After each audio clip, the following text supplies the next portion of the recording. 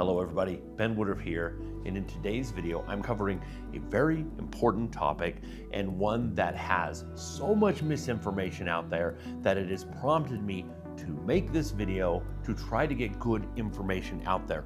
My hope is that you will share this video and discuss it and go ahead and pick it apart and talk about it, because we have some terrible misinformation out there and have for over 100 years about this species, the saber-tooth.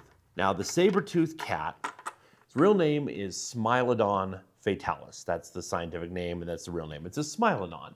Saber-toothed cat is a nickname it's acceptable. Oh, it's a saber-tooth.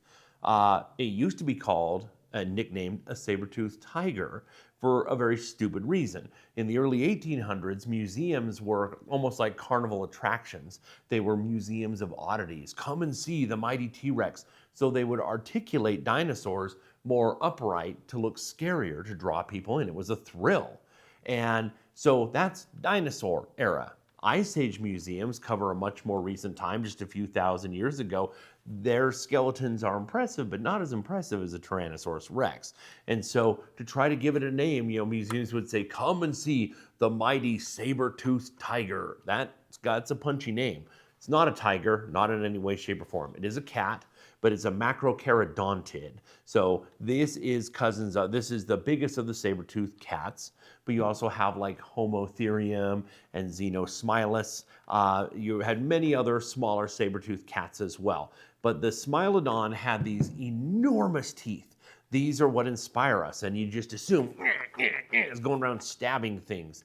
And unfortunately, we have depictions going back over 100 years of saber-tooths leaping up onto the back of like a woolly mammoth or a Columbian mammoth, or leaping up onto a giant ground sloth and sinking its fangs down in. Didn't do that. It physically couldn't do that. And it looks good, but all the paleo artists who do that, or I've also seen life sculptures, life reproductions showing that, they just basically have the lower jaw gone and they just have the fangs sinking down in. It's like there's a lower jaw attached to that animal, and it has to have mechanical mechanisms and muscles and tendons to be able to pull it closed with any kind of strength. So let's look at this first and foremost. These teeth are here for a reason, but the mouth cannot open like a hippo. I want you to look right here. Watch as I open up, okay? Open, open, open, open. Dislocation. This is as far as he can open. This bone right here pushes it out and it dislocates and loses all strength and breaks the jaw. So this is as wide as it can open. Now that's pretty impressive. That's actually a 90-degree angle. That is an impressive spread. The problem we see is that these teeth are in the way. So the gap is only, just about the size of my fist, like a softball. Don't believe me that that's a problem? Look at this. Meow, meow, meow, meow, meow, meow, meow. He can't do anything. He can't fit into any part of my body into his mouth. Now, even if he somehow got my fist in there, my ulna and radius are longer. I could twist and snap off those teeth. So why have such large teeth? There had to be a reason. We know that they would break. We know they use them when we see individuals they broke, and we know that they could also grow back. We don't know how many teeth they had in a life, but they could grow back a new fang. So these things were powerful, but they had to have a reason. Now, some people said maybe this is an issue of sexual selection. For example, deer will have big antlers, and the bigger the deer antler, the bigger, more impressive of a display it is. Or a peacock, the fancier the tail. Maybe it was something like that. I don't think that's the case, and I will prove that it's not in a minute. But one thing we have to take note of is, first of all, you can't see this, but if you feel these teeth, the inner part of the tooth is serrated, just like a T-Rex tooth, just like an Allosaurus tooth. It's got, just like a shark tooth, micro serrations, like a tiny little knife blade. The outside is not. The outside is just smooth. So serrated, smooth. The other macrocherodontids, like Homotherium and Xenosmilus, the other saber-toothed cats, are not that way. They are serrated both on the inside and the outside of the tooth. So they're more cut and stab. This denotes a stab and a pullback motion. So you need strength and rigidity, structural integrity on the outside, and cutting on the inside. So again, that shows something fits in the mouth, I cut through, and I pull away. That's what that denotes. Now, we also know it had a very strong bite force. This is the sagittal crest. This anchors the jaw muscles right here that pull the jaw shut. But again, the jaw could not do this. It physically couldn't. So if it was going to go up to stab something, it literally can't. It's blocked from doing so by the size of its own teeth. It can't do that. So whatever it's going to bite, it needs to fit in this opening. It needs to be soft tissue, because if you're hitting bone, these teeth are going to break. So soft tissue fits in the mouth and is something that you can bite and pull back, and then the animal dies, and then you eat. Now, to eat, if you look closely at the molars are like blades and they overlap. Watch right here. These overlap. So it had to eat from the side of his mouth, cutting off pieces of meat, pulling them in from the side. That's kind of inefficient, and that's going to leave a lot of leftovers that it can't consume. That there's a lot of other scavengers during the Ice Age in America, from giant condors to hyenas to all different kinds of things. Even modern animals, gray wolves, dire wolves, all coyotes, they were around too. They would have scavenged what this guy left.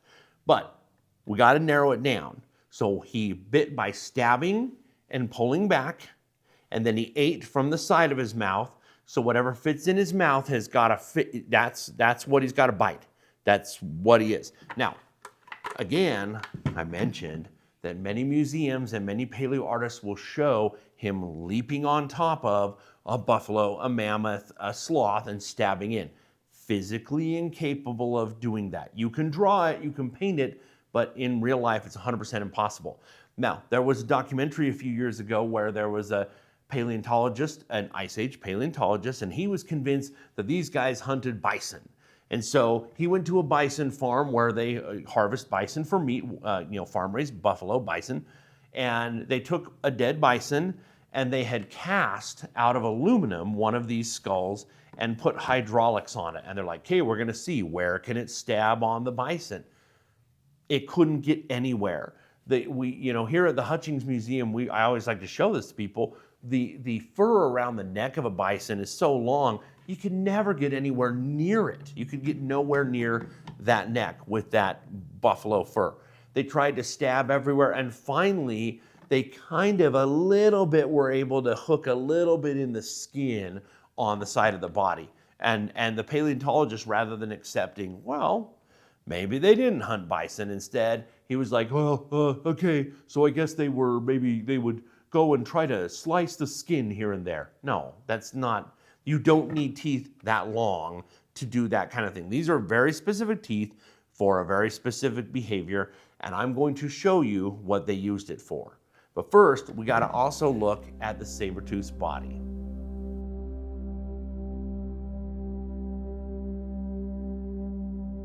The saber-tooth has a bodily structure entirely different from any other cat. He's front heavy. It's unusual. Cats usually have really big back legs for leaping and long but more nimble front legs for hooking into things. The saber-tooth has the front half of its body like a gorilla. The front legs are beefy and strong. The shoulders are oversized. So again, compare this saber-tooth to this African lion skeleton. The African lions are powerful predators. They even hunt elephants together. It's incredible. These are powerful animals. But a saber-tooth has a far more robust front half. So again, it's built like a gorilla.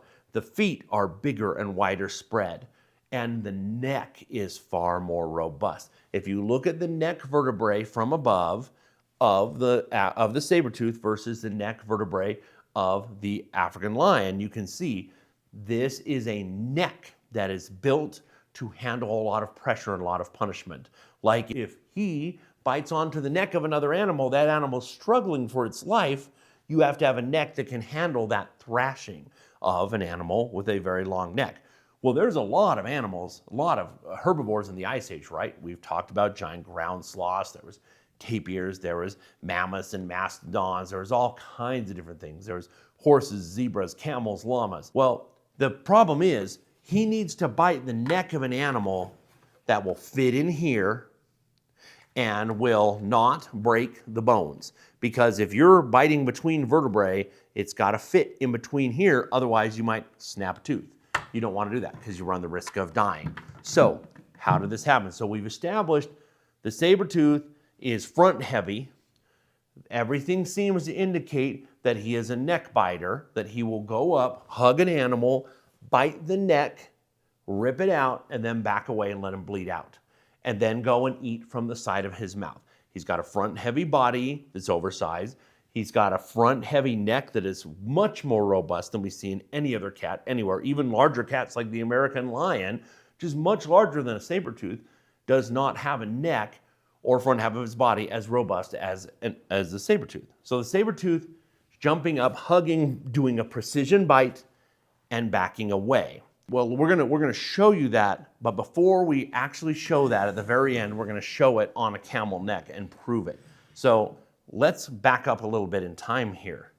If you go all the way back to the Eocene, this is Dinictus. This is the earliest of the macrocherodontids that became the saber-tooth.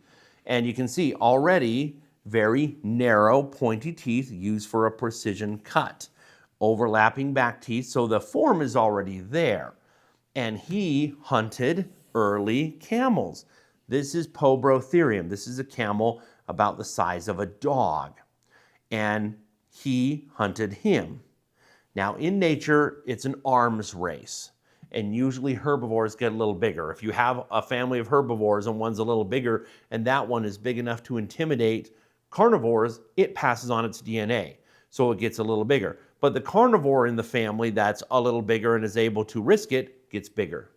Bigger, bigger, bigger, bigger, bigger. So we see this all the way back with dinosaurs, all the way to the Ice Age. We see prey gets bigger first and then the predators catch up. Prey, predators, prey, predators.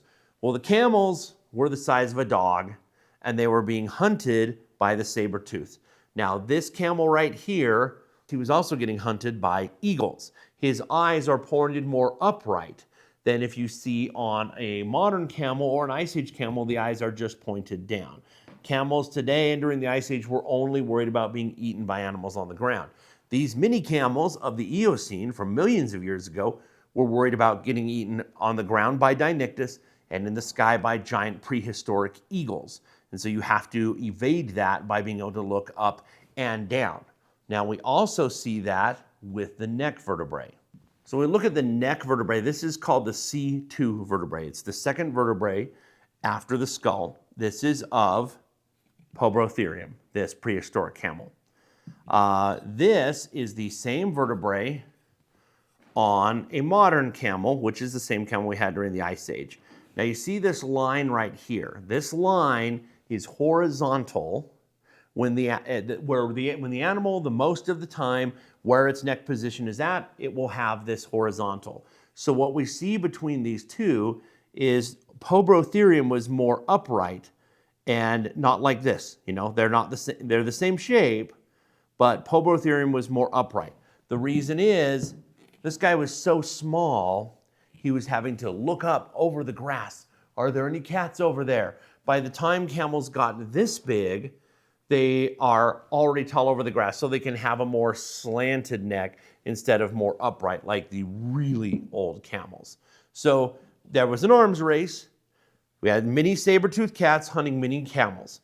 They got bigger, bigger, bigger, bigger, bigger, bigger, bigger until the Ice Age. And in the Ice Age, you had saber-tooths became specialist camelid hunters. Not just camels, camelids. We had over 40 different types of camelids in the New World. That's where they evolved. Everything from as small as guanacos and vicuñas, which are domesticated into alpacas today, all the way up to some of our camels were as tall as giraffes, like Titanotilopus and Gigantocamelus. So there were enormous camels. Saber-tooths had co-evolved with camelids to be camel hunters. Now, you could also hunt something like a horse, but I'm going to show you in a second that their teeth are specifically evolved specifically to rip out the throat of a camel. And it will blow your mind when you see it in a second.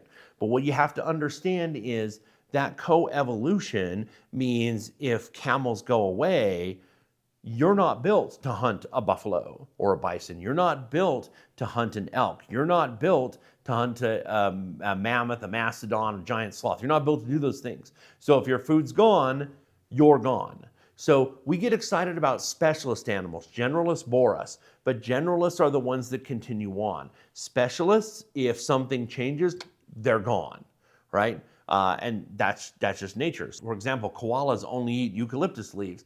If eucalyptus trees go extinct, koalas go extinct. Okay, same thing. The reason saber-tooths are not here anymore is because their food source went away. So what we need to do is to see how this neck actually works and to see how the saber-tooth actually killed. So here we have the neck of a camel, and you can see these paddle-shaped pieces that come down out of the vertebrae.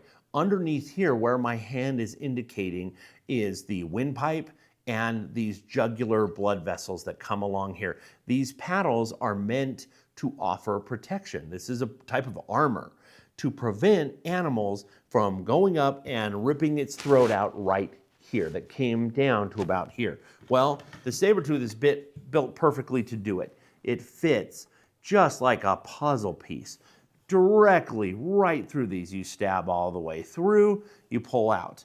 You stab all the way through, you pull out. And if you accidentally hit one of the bones, those teeth perfectly go around each of these. Perfectly, just like a puzzle. It is literally the shape of the front of the face of a saber-tooth. Nobody brings this up because I think there's nobody out there who has both a camel neck and a saber-tooth skull to try this out on. But it fits together absolutely perfectly.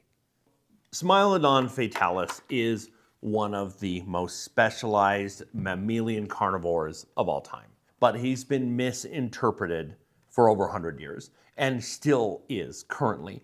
That's why this video is so important. I want people to understand that this is as wide as he can open up his mouth. Whatever fits in, he has to kill something that fits in his mouth, that is soft tissue, because these are delicate teeth, and will kill quickly. And again, it's sharp on the inside, not on the outside, so bite and pull. And again, something that we see from the rest of the body, that he would jump up, hug, make a precision cut, and pull out. And so that basically leaves horses, zebras, camels, and llamas. But if you look and compare the neck vertebrae of horses, you can see that no, this fits perfectly in the neck of a camel. He co-evolved with camels for millions of years. It was an arms race. Prey, predator, prey, predator, prey, predator, till the Ice Age just a few thousand years ago, you get to this. You go from this to this. This is a specialist camel hunter. He didn't hunt sloths. He didn't hunt, mammoths. He hunted camelids of all kinds. Anything from the size of a vicuña or an alpaca, all the way up to a giraffe-sized camel. They were here. It's what they hunted. It's what they ate. All the evidence shows that, and all the evidence shows it was literally impossible for them to even bite through the fur on the neck of a muskox or of a bison. It's just far too dense. There's no way. There's no way to do it any other way. So this is important information. I would like people to share this and talk about it and discuss it. Go ahead and shoot me down. Tell me your theories, your thoughts, but I want this evidence out there so that people can be discussing it, because we have misinterpreted one of the most fascinating mammalian predators of all time. So I hope you enjoyed this video. Hope you learned some new perspectives on an Ice Age giant. And always remember that life is a gift. So never stop learning and never stop exploring. We'll see you next time.